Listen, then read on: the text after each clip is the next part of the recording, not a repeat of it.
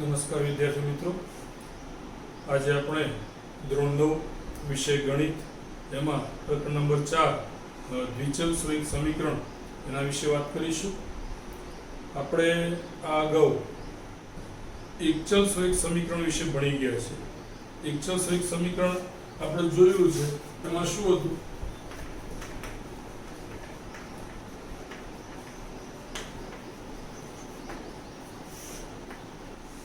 તો એમાં એક જ ચલની વાત હતી. એટલે ધારો કે આપણે ચલ x લઈએ, ચલ કોને કહેવાય એ પણ આપણે જાણીએ છીએ, બરાબર, કે જે કોઈ પણ સંખ્યા ધારણ કરી શકે એને આપણે ચલ કહીએ છીએ. તો આ ધારો કે x આપણો એક જ ચલ છે, તો x + 1 = 0. તો આ એક ચલ સુરેખ સમીકરણ થયું. આપણું સુરેખ સમીકરણ કોને કહીએ છીએ? કે ચલની મહત્તમ ઘાત 1 હોય એને આપણે સુરેખ સમીકરણ કહીએ. આ એક ચલ વાળું સુરેખ સમીકરણ છે. અહીંયા આગળ આપણે આ પ્રકરણમાં દ્વિચલ એટલે જેમ અહીંયા આગળ એક ચલની વાત કરી એવા બે ચલ એટલે કયા? કે x અને y આવા બે ચલ આવતા હોય, બરાબર. સુરેખ એટલે કે બંને ચલની મહત્તમ ઘાત કેટલી હોય? તો કે 1 હોય. બંને ચલની મહત્તમ ઘાત આપણી પાસે 1 હોય. અને સાથે સાથે એક વસ્તુ એ પણ યાદ રાખવાની કે એ જે આપણે પદ લખીએ ત્યારે એમાં xy વાળું પદ આવવું જોઈએ નહીં, બરાબર. તો કે બંને ચલની મહત્તમ ઘાત 1 હોય એવું આપણને જે સમીકરણ મળે છે તેને આપણે દ્વિચલ સુરેખ સમીકરણ તરીકે ઓળખીએ છીએ. એવા આ ધારો કે એક ચલ વાળું સમીકરણ લખ્યું, આપણે એવું બીજું લખીએ, આપણે x + y + 1 બરાબર 0. અહીં કેટલા ચલ થઈ ગયા? બે ચલ. ચલની મહત્તમ ઘાત કેટલી છે? કે 1. ચલની મહત્તમ ઘાત 1 એટલે કયું સમીકરણ કહેવાય? સુરેખ. કે બે ચલ વાળું સુરેખ સમીકરણ એને આપણે શું કહીએ છીએ? દ્વિચલ સુરેખ સમીકરણ. હવે આની અંદર હું બે ચલ વાળું સમીકરણ લઉં, x + xy + y + 1 બરાબર 0. આવું લઉં તો કે આ સુરેખ સમીકરણ કહેવાય? બે ચલ છે એટલે દ્વિચલ તો છે, પણ સુરેખ સમીકરણ કહેવાશે? બે ચલ છે એટલે બરાબર છે, પણ આને સુરેખ નહીં કહેવાય. કેમ? કે અહીંયા આગળ આ જે આપણી પાસે પદ આવે છે કયું છે? xy વાળું પદ છે. xy વાળું પદ છે એટલે x ની પણ એક ઘાત છે અને y ની પણ એક ઘાત છે. એટલે આ પદની જે કુલ ઘાત લઈએ આપણે, તો આ પદની કુલ ઘાત કેટલી થઈ ગઈ? 2. તો કે અહીં આગળ આ સુરેખ સમીકરણ રહેતું નથી. તો આને આપણે સુરેખ સમીકરણ કહી શકીએ નહીં. સુરેખ સમીકરણ મોટે ભાગે કેવું હોય? તો કે x નું પદ આવે, y નું પદ આવે અને અચળ પદ આવે.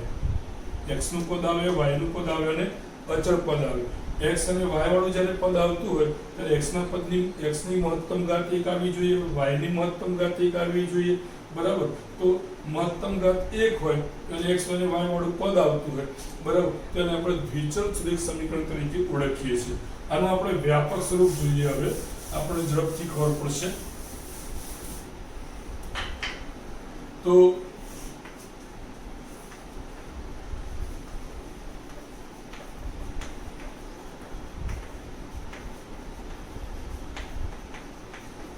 દ્વિચલ સુરેખ સમીકરણ કોને કહીશું આપણે?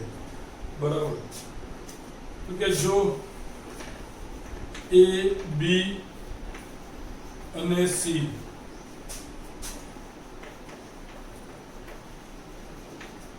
વાસ્તવિક સંખ્યાઓ હોય તથા a અને b બંને એક સાથે શૂન્ય ન હોય તો ax + by + c બરાબર 0 આ જે પદ છે, બરાબર છે, આ સમીકરણ છે ને દ્વિચલ સુરેખ સમીકરણ કરે છે. અથવા તો દ્વિચલ સુરેખ સમીકરણનું વ્યાપક સ્વરૂપ તરીકે આને ઓળખવામાં આવે છે. તો અહીંયા આગળ x અને y એ આપણા ચલ છે, a, b અને c એ વાસ્તવિક સંખ્યાઓ છે. a અને b બંને એક સાથે શૂન્ય ના હોય. બંને એક સાથે શૂન્ય હોય તો શું થાય? તો જો a શૂન્ય હોય તો આ પદ આપણું 0 થઈ ગયું, b શૂન્ય હોય તો આ પદ આપણું 0 થઈ ગયું. તો પછી આપણી પાસે શું રહે તો કે c બરાબર 0 એટલે માત્ર અચળ પદ એકલું વધે તો પછી કે આને દ્વિચલ સુરેખ સમીકરણ કહેવાય નહીં એટલે આપણે શરત મૂકી છે બે શરતો છે આપણી ધ્યાન આપશો તમે તો ખ્યાલ આવશે કે બે શરતો છે કે a b અને c વાસ્તવિક સંખ્યાઓ હોય અને બીજી શરત કઈ છે તો કે a અને b બંને એક સાથે શૂન્ય ન હોય એક સાથે શૂન્ય ન હોય તો આ જે સમીકરણ આપણને મળે છે બરાબર ax by c બરાબર 0 તો એ દ્વિચલ સુરેખ સમીકરણનું વ્યાપક સ્વરૂપ છે સમીકરણ બરાબર એવું ગાણિતિક પદ સમીકરણ કોને કહીએ છીએ આપણે એવું ગાણિતિક પદ કે જેમાં સમતા એટલે કે બરાબરની નિશાની હોય બરાબર તો ખ્યાલ આવવો જોઈએ આપણને દ્વિચલ એટલે કે બે ચલ છે સુરેખ બંને ચલની મહત્તમ ઘાત 1 હોય અને સમીકરણ એમાં પદમાં સમતાની નિશાની હોય તો આને આપણે દ્વિચલ સુરેખ સમીકરણ તરીકે ઓળખીએ છીએ કેટલાક ઉદાહરણ જોઈએ આપણે તો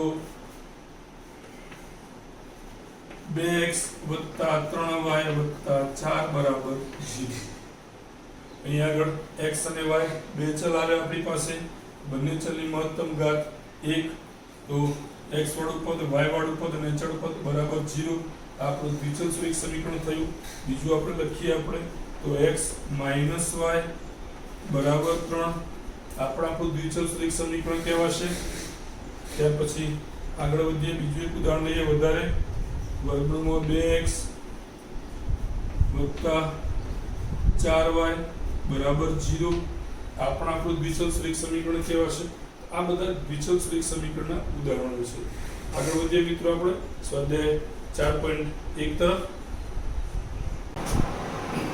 મિત્રો હવે સ્વાધ્યાય 4.1 જોઈએ આપણે પ્રશ્ન નંબર 1 નોટબુકની કિંમત પેનની કિંમત કરતાં બમણી છે આ વિધાનને દ્વિચલ સુરેખ સમીકરણ સ્વરૂપે દર્શાવો હવે અહીંયા આપણને ખૂબ સરળ વાત કરેલી છે કે નોટબુકની કિંમત એ પેનની કિંમત કરતાં બમણી છે આ વિધાનને પણ દ્વિચલ સુરેખ સમીકરણ સ્વરૂપે દર્શાવેલું છે હવે આમાં સૌથી સારી બાબત એ છે આપણા માટે સરળ બાબત કે અહીંયા આપણને આપી દીધું છે કે નોટબુકની કિંમત પાઠ્યપુસ્તક જોશો મેં લખ્યું નથી પણ મેં પાઠ્યપુસ્તક જોશો તો અંદર આપેલું છે કે નોટબુકની કિંમત એટલે કે x લો અને પેનની કિંમત અને y લો એ આપણને કહી દીધું છે તો આપણે એ પ્રમાણે આગળ વધીએ તો પહેલો પ્રશ્ન છે આપણો એનો જવાબ જોઈએ તો કે ધારો કે પાઠ્યપુસ્તકમાં આપેલું છે આપણે એ આધારે ચાલીએ છીએ તો ધારો કે નોટબુકની કિંમત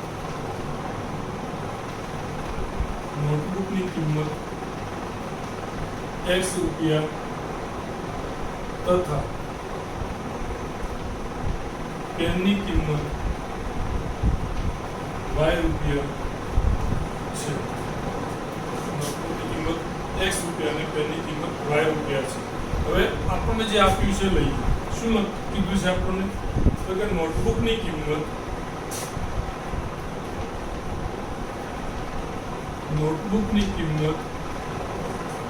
પેનની કિંમત કરતાં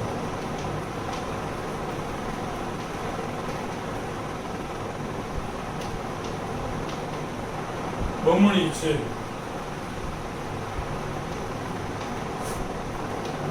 અને આપણે હવે સમીકરણ સ્વરૂપમાં લખવું હોય તો શું કરીશું તો જે આપેલું છે તેના આધારે ચાલીએ પેનની કિંમત કરતાં બમણી છે નોટબુકની કિંમત કેટલી છે તો નોટબુકની કિંમત x રૂપિયા છે કે નોટબુકની કિંમત x પેનની કિંમત કેટલી છે તો કે પેનની કિંમત y છે પેનની કિંમત y છે બરાબર કે પેનની કિંમત y તો નોટબુકની કિંમત x અને પેનની કિંમત y હવે પેનની કિંમત નોટબુકની કિંમત એટલે કે x પેનની કિંમત કરતાં બમણી છે પેનની કિંમત કેટલી y એના બે ગણા કરીએ સમજો એ વાક્ય સમજો પેનની કિંમત કરતાં બમણી છે તો કે પેનની કિંમત આપણી y છે બરાબર એને બે ગણા કરીએ એ કેટલું થાય છે કે નોટબુકની કિંમત જેટલું તો પેનની કિંમતના આપણે બે ગણા કરીએ બમણી એટલે કે બે ગણા બરાબર તો કોના બરાબર થાય તો કે પેનની કિંમતના બમણા કરીએ આપણે તો નોટબુકની કિંમત જેટલા થાય છે તો નોટબુકની કિંમત પેનની કિંમત કરતાં બમણી છે બરાબર છે બમણા બરાબર છે એટલે x બરાબર 2y આ આપણું સમીકરણ મળ્યું બરાબર ફરીથી સમજી લેજો મિત્રો નોટબુકની કિંમત પેનની કિંમત કરતા બમણી છે જેના કરતા બમણા હોય એને આપણે જોવાનું શેના કરતા કે પેનની કિંમત કરતા બમણો તો પેનની કિંમત એના બમણા કરો કેટલા થાય છે કે નોટબુકની કિંમત છે એ રીતે સમજશો તો ખ્યાલ આવશે અથવા તો બીજી રીતે સમજીએ આપણે કે નોટબુકની કિંમત ધારો કે 4 રૂપિયા છે અથવા તો 10 રૂપિયા છે નોટબુકની કિંમત પેનની કિંમત છે એટલે કે પેનની કિંમત 5 રૂપિયા છે બરાબર હવે પેનની કિંમત 5 રૂપિયા પેનની કિંમતના બમણા કેટલા થશે કે 5 ગુણ્યા 2 કરીએ આપણે કે બમણા થયા કોના બરાબર છે કે નોટબુકની કિંમત એટલે હવે સમજો કે નોટબુકની કિંમત પેનની કિંમત કરતા બમણી છે ખ્યાલ આવી ગયું એટલે આ આપણું x થયું આ આપણું y થયું અને એના બે એટલે કે જેના કરતા બમણા છે એટલે ત્યાં આગળ આપણે 2 ગણા કરવાના બરાબર એટલે y ગુણ્યા 2 હવે આને આપણે દ્વિચલ સુરેખ સમીકરણ સ્વરૂપે દર્શાવવું છે દ્વિચલ સુરેખ સમીકરણ સ્વરૂપે દર્શાવવું છે ઓલરેડી આ દ્વિચલ સુરેખ સમીકરણ છે આને પ્રમાણિત સ્વરૂપમાં ફેરવી નાખી તો કે x 2y ને આ બાજુ લાવો બરાબર આ બાજુ લાવીએ તો એની દિશા બદલાય એટલે કે 2y ધન છે આ બાજુ આવશે શું થશે માઈનસ થશે તો -2y બરાબર 0 તો આપણું દ્વિચલ સુરેખ સમીકરણ થયું તો આપણો પહેલા પ્રશ્નનો જવાબ નોટબુકની કિંમત પેનની કિંમત કરતા બમણી છે આ વિધાનને દ્વિચલ સુરેખ સમીકરણ સ્વરૂપે દર્શાવશું આપણે x - 2y બરાબર 0 એને દ્વિચલ સુરેખ સમીકરણ સ્વરૂપે દર્શાવ્યું આગળ વધીએ મિત્રો પ્રશ્ન નંબર 2 તરફ તો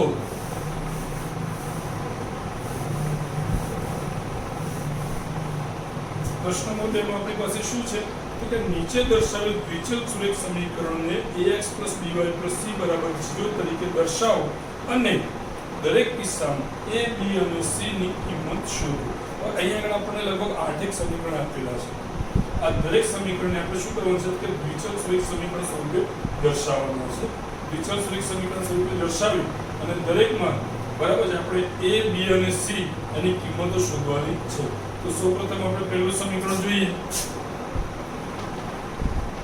શું આપેલું છે 2x + 3y બરાબર 9.35 બાર આ આપણું સમીકરણ છે આને પ્રમાણિત સ્વરૂપમાં ફેરવીએ આપણે તો પ્રમાણિત સ્વરૂપ એટલે શું આવશે કયું ax + by + c બરાબર 0 આ આપણું પ્રમાણિત સ્વરૂપ છે ax એટલે કે પહેલા x વાળું પદ પછી by એટલે કે y વાળું પદ અને ત્યાર પછી c એટલે કે અચળ પદ બરાબર તો પહેલા x વાળું પદ લખીએ પછી y વાળું પદ લખીએ પછી અચળ પદ લખીએ એના બરાબર 0 તો આ રીતે આપણે લખી ગોઠવીએ તો કે આપેલ સમીકરણને બરાબર માટે આપેલ સમીકરણને પ્રમાણિત સ્વરૂપ લખતા શું થશે પહેલા x વાળું પદ એટલે કયું 2x પછી y વાળું પદ એટલે કે 3y અને પછી અચળ પદ સામે છે અચળ પદ ક્યાં છે સામે તો એને આ બાજુ લઈ આવો શું થઈ જશે -9.35 બાર બરાબર સામે શું હશે 0 તો આપણું પ્રમાણિત સ્વરૂપ થઈ ગયું હવે a b અને c ની કિંમત શોધો તો અહીં a ની કિંમત કેટલી થશે a એટલે કોણ a એટલે x નો સહગુણક અહીંયા આગળ x નો સહગુણક કયો છે સહગુણક સાથે ગુણાયેલો બરાબર તો x નો સહગુણક કયો છે 2 તો કે અહીં a બરાબર 2 b બરાબર કેટલા થશે મિત્રો બરાબર છે b બરાબર કેટલા થશે 3 એટલે b બરાબર 3 અને c બરાબર કેટલા છે c બરાબર 9.35 બાર તો આગળ કઈ ચિહ્ન છે માઈનસ એટલે -9.35 બાર આપણો સી થઈ બીજો પ્રશ્ન જોઈએ આ જ રીતે શું કહે છે x - y ભાગ્યા 5 x - y ભાગ્યા 5 y ભાગ્યા 5 -10 બરાબર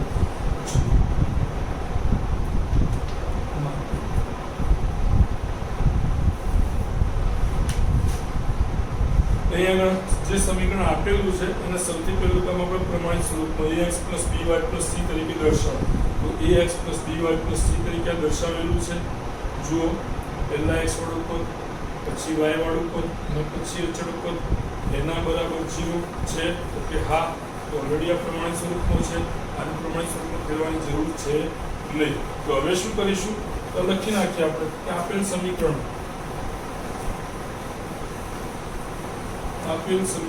પ્રમાણિત સ્વરૂપમાં છે.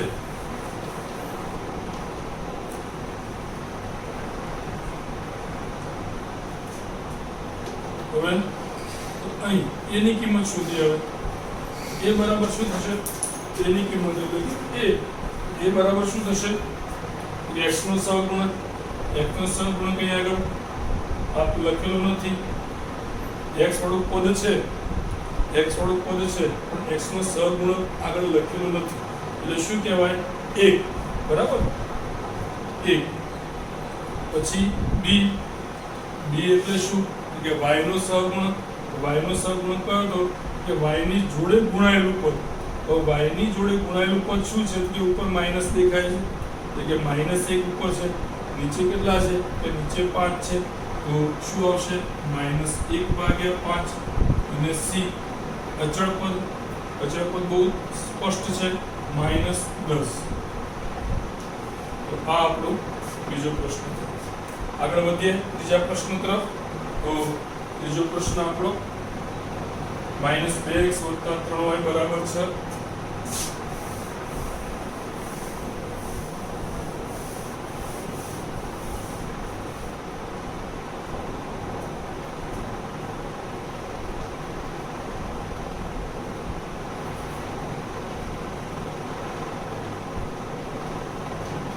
-2x + 3y બરાબર છે. અને સૌથી પહેલા પ્રમાણિત સ્વરૂપે ફેરવીએ તો આપેલ સમીકરણને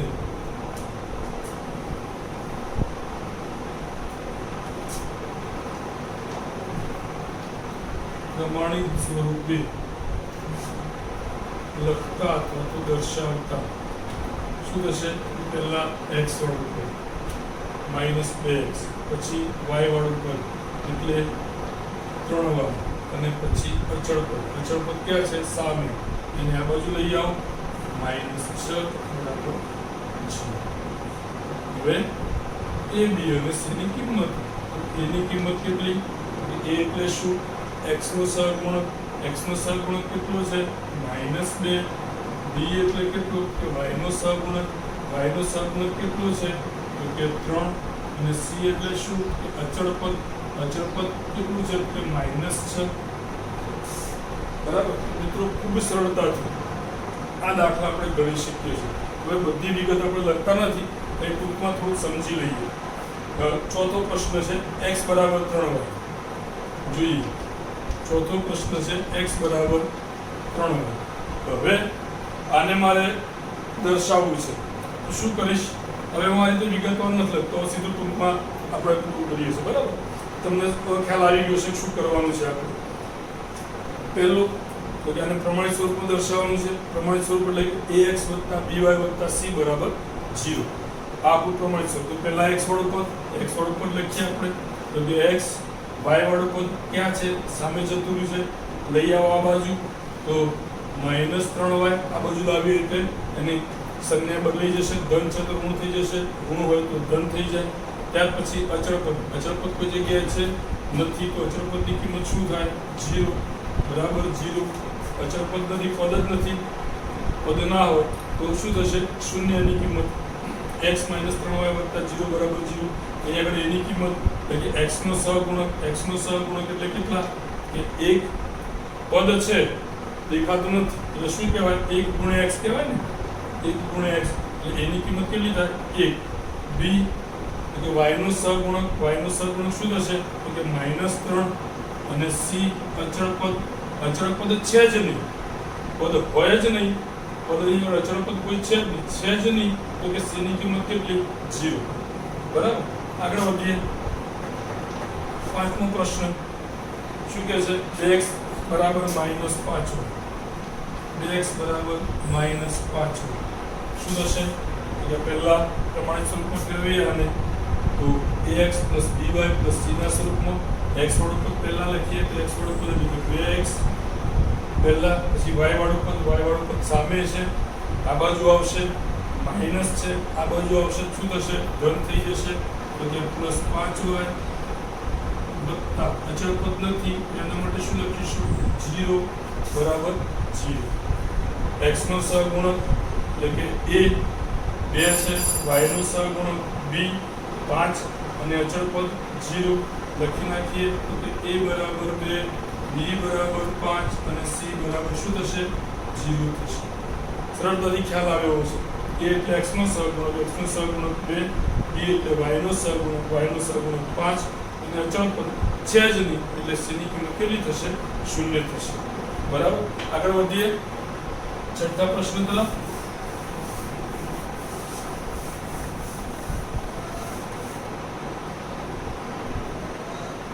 ત્રણ x + 2 બરાબર 0. હવે અહીં આપણે જોઈએ 3x + 2 બરાબર 0.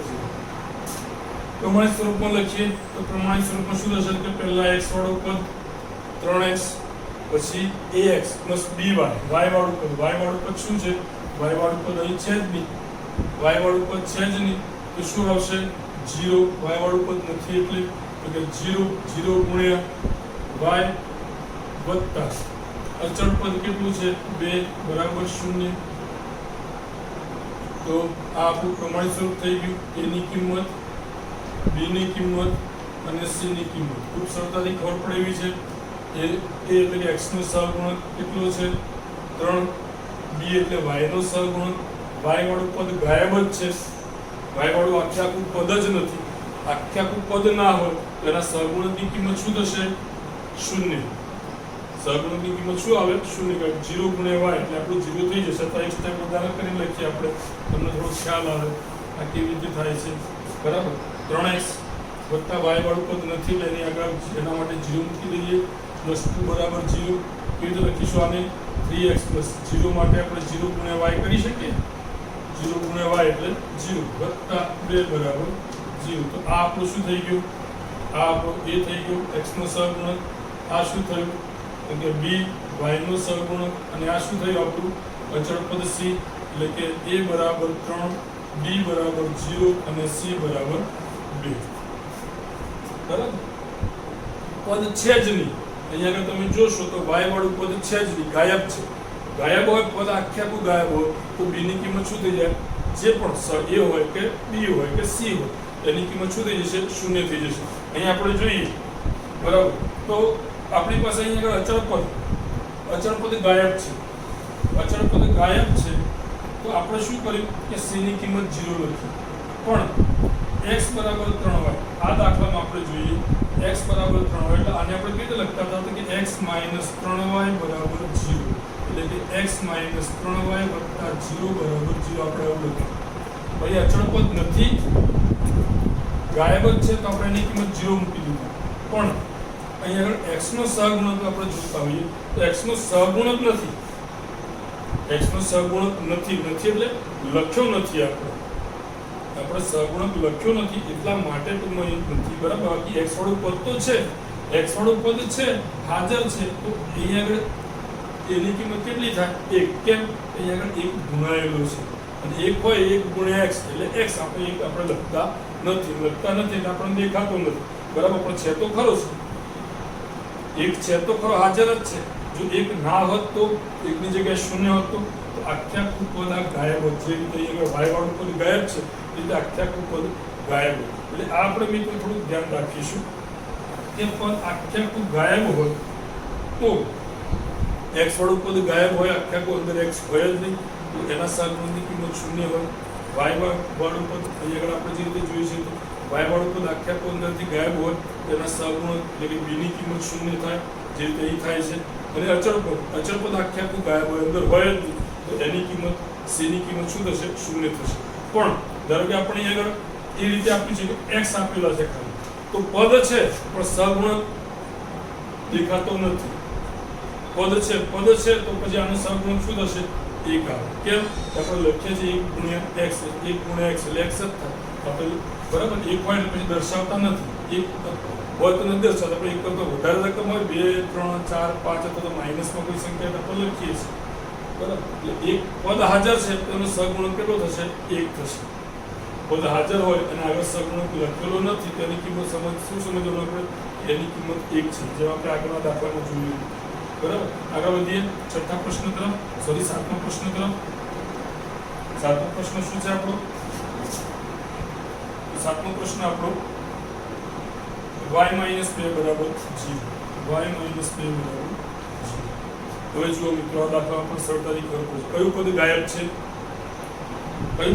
છે x વાળું પદ ગાયબ છે એનો અર્થ શું થયો એનો સહગુણક x નો સહગુણક કયો a એની કિંમત શું આવશે 0 તો આને પહેલા તો પ્રમાણ સ્વરૂપમાં લખવું હોય આપણે તો 0 ગુણ્યા અથવા 0 વત્તા y - 2 બરાબર 0 આવું લખી શકીએ કોઈ ફેર પડશે ને 0 ની જગ્યાએ 0 ગુણ્યા x વત્તા y - 2 બરાબર 0 હવે એની કિંમત કેટલી તો કે એની કિંમત 0 કેમ આ x વાળો પદ ગાયબ છે b ની કિંમત એટલે કે y નો સહગુણક હવે y વાળું પદ છે સહગુણક દેખાતો નથી બરાબર એટલે શું કહેવાય હોય એટલે 1 હોય સહગુણકની કિંમત કેટલી હોય 1 અને c અચળ પદ એટલે કે -2 તો આ આપણો સાતમો પ્રશ્ન થયો આઠમો પ્રશ્ન 5 બરાબર 2x